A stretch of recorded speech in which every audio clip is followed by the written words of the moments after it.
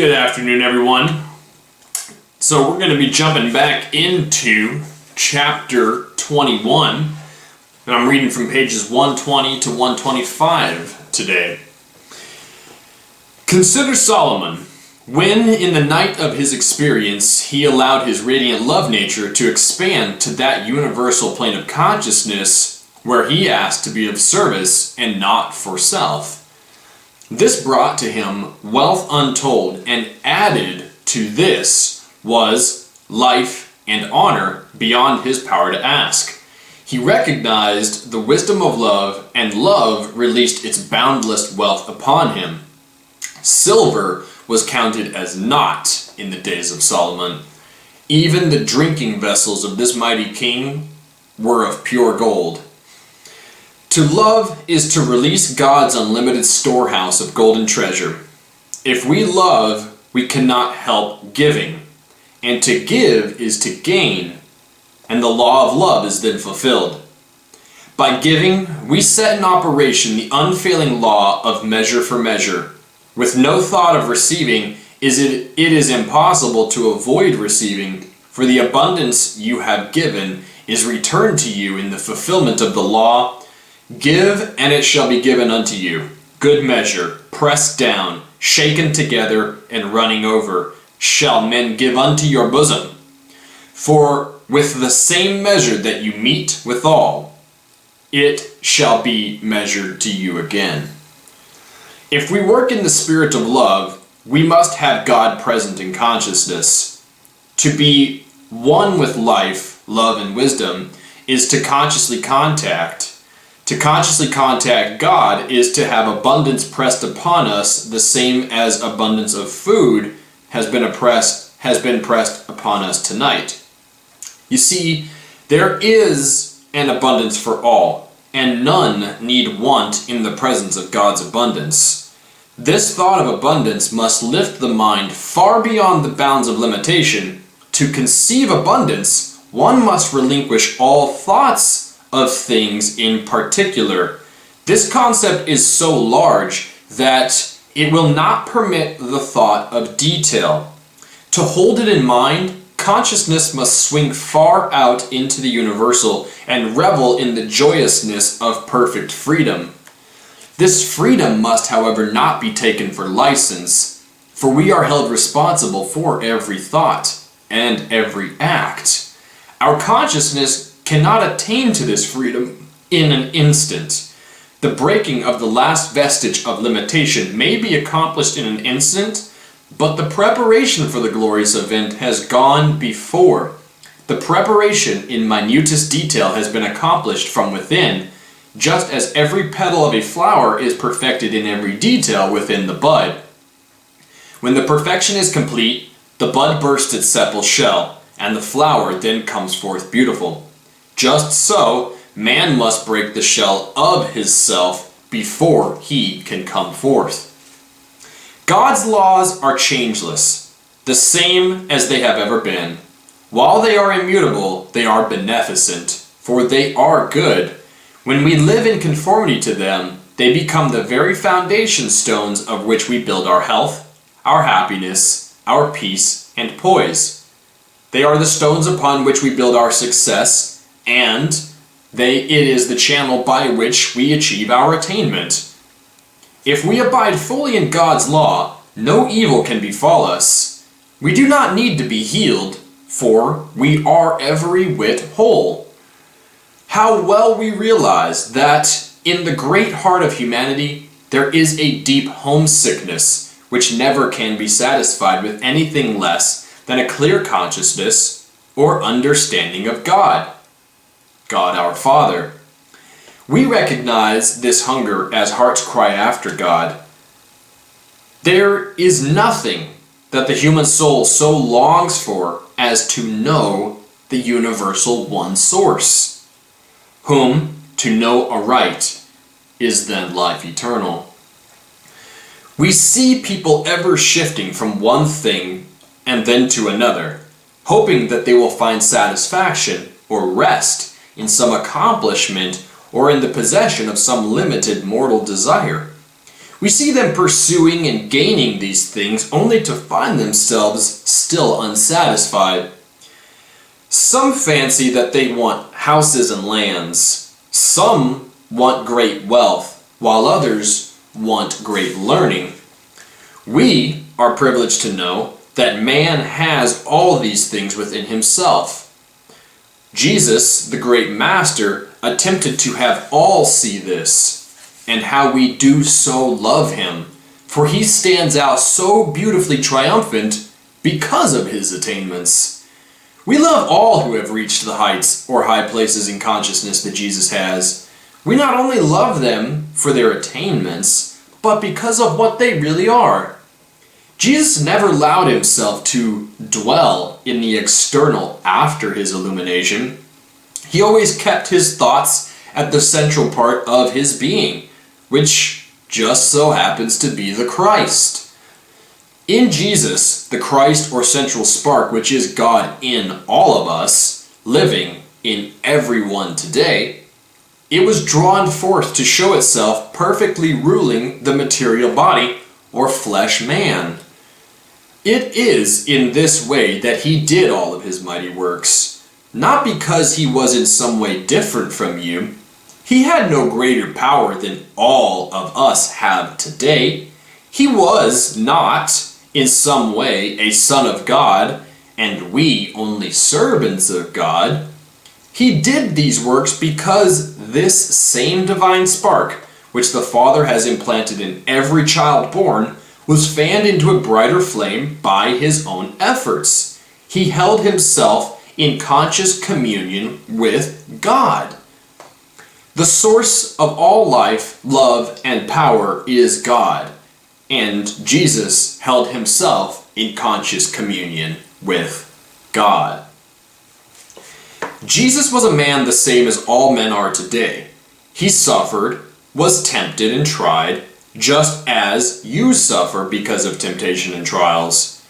We know that during his residence on earth, in the visible body, Jesus spent hours of every day alone with God, and we know that in his early manhood, he went through just what we have gone through and what you are going through today. We know that every man must overcome the mortal, the fleshly desires, the doubts and fears, until he comes to the perfect consciousness or recognition of the indwelling presence. This indwelling presence is the Father in me, to whom Jesus ascribed the credit of all his mighty works. For Jesus had to learn as we have to learn, and as you are learning today. He had to learn as we had to learn, and as you are learning today. He was obliged to try over and over again, as you are doing.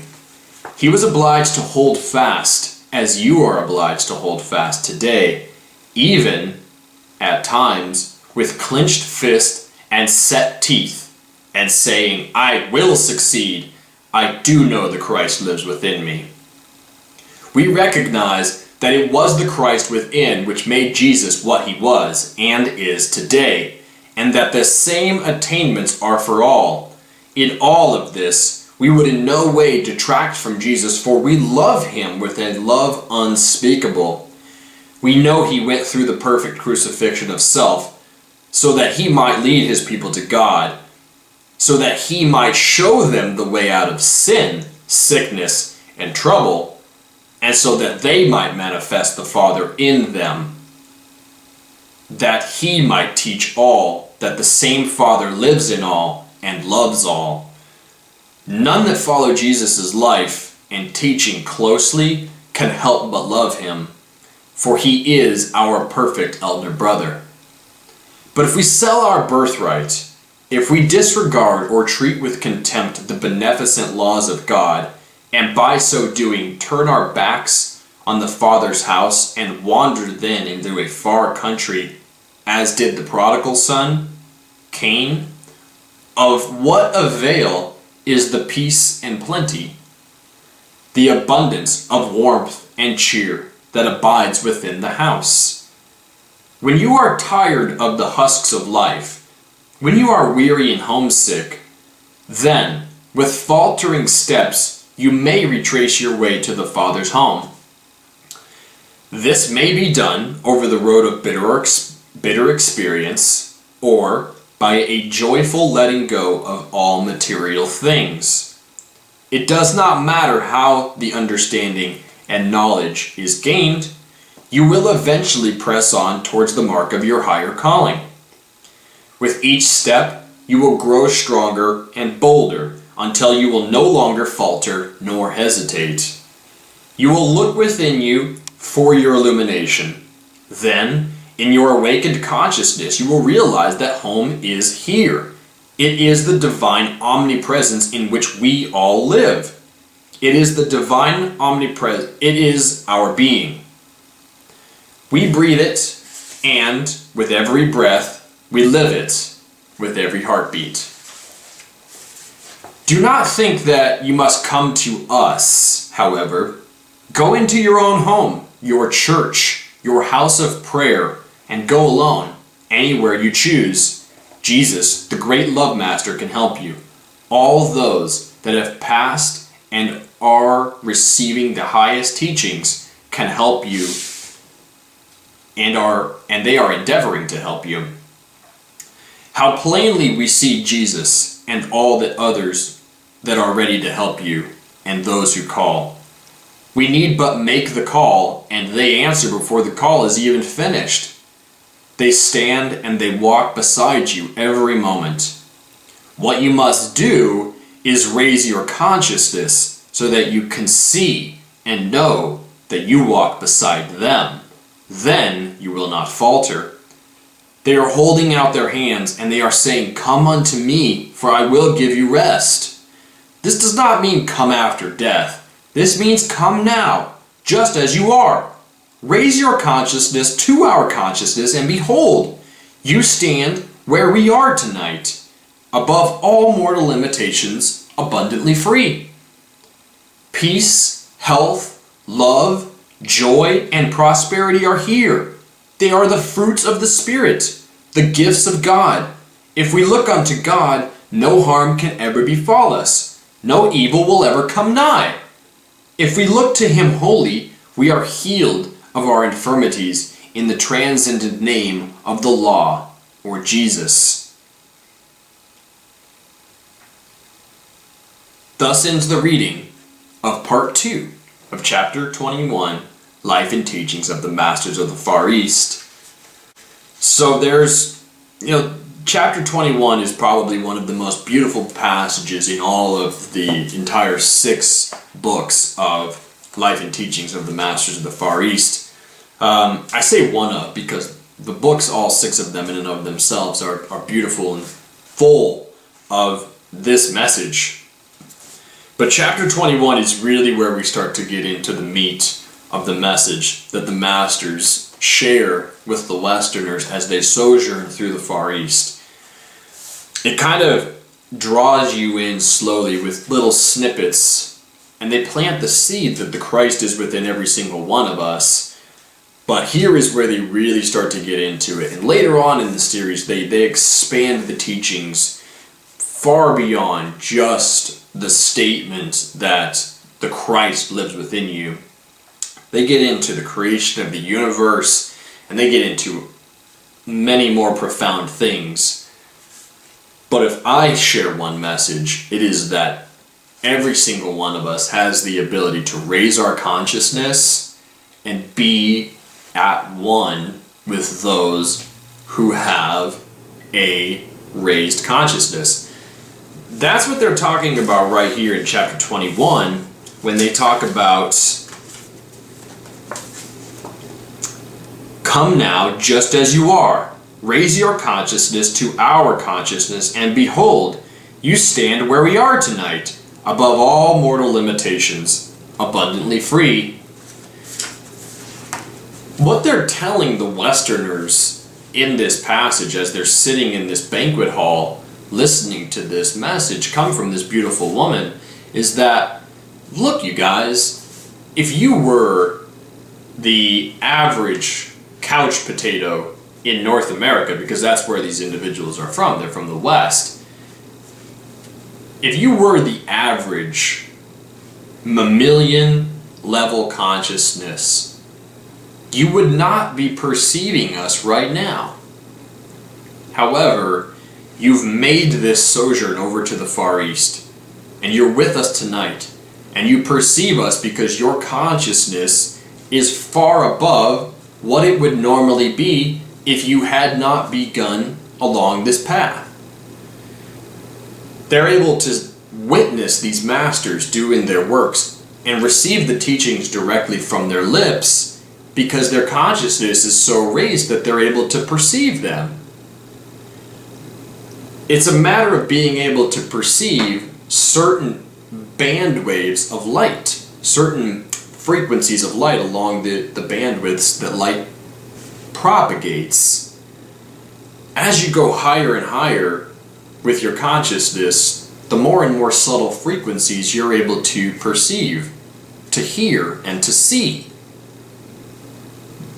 The more fine the teachings get, and the more refined your ability to share them gets. I could tell you that, maybe 7 years ago, I wouldn't have been able to do this because my consciousness wasn't at the level that it is today.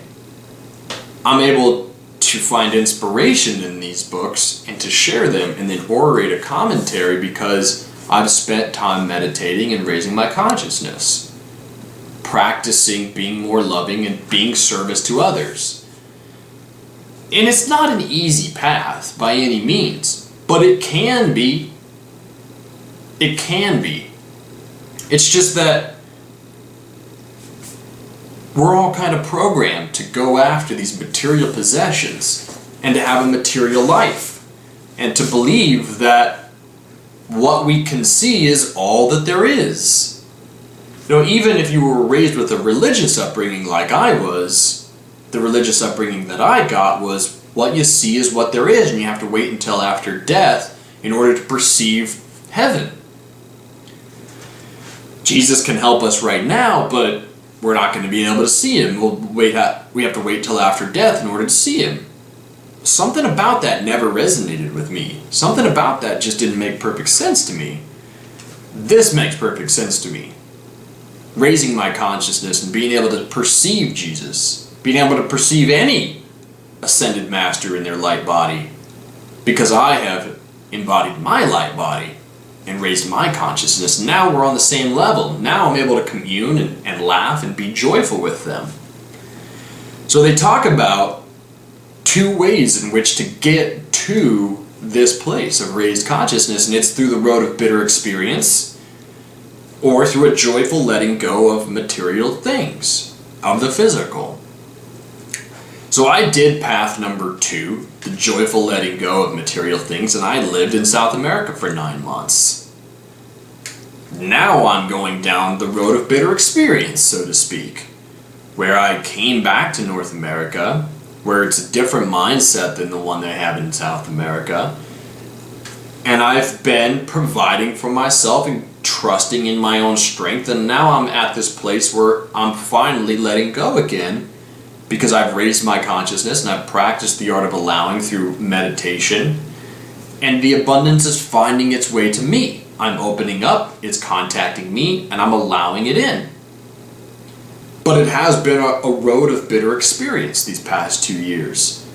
So no matter which way you go, just know that you will end up at that place where the art of allowing, the ability to receive abundance with a raised consciousness, is the end state.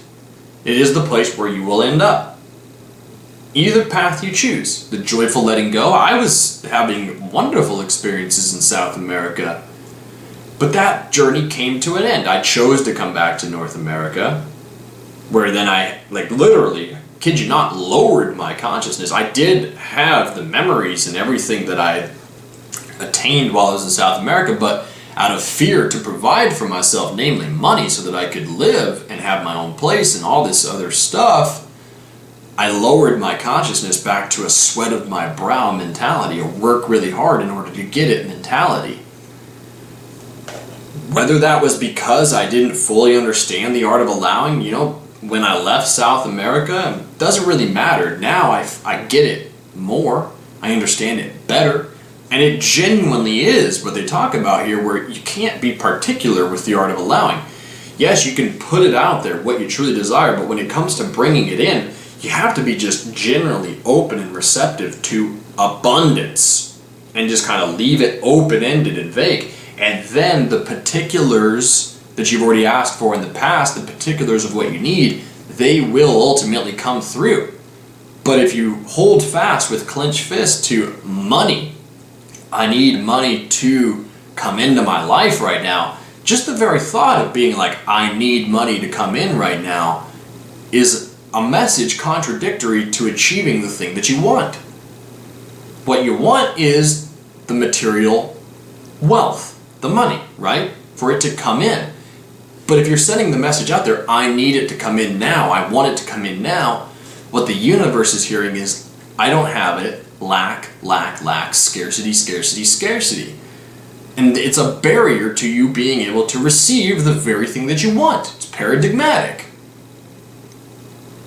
But if you just cast that net open, I need abundance, I want abundance and wealth, and then you just raise your consciousness to that plane of not being worried, not being fearful, then the things that you want, the things that you need will begin to enter into your experience, into your life.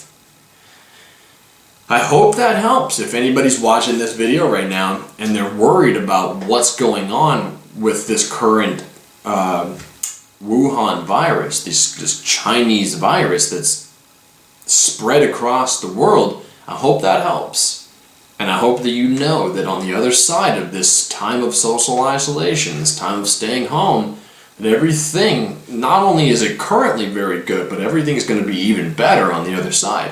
Because we have all this time to work on ourselves, all this time to become more adept meditators, more adept art of allowers, more adept receivers, more calm and more peaceful. And if you're calm and peaceful, the abundance will find its way into your life.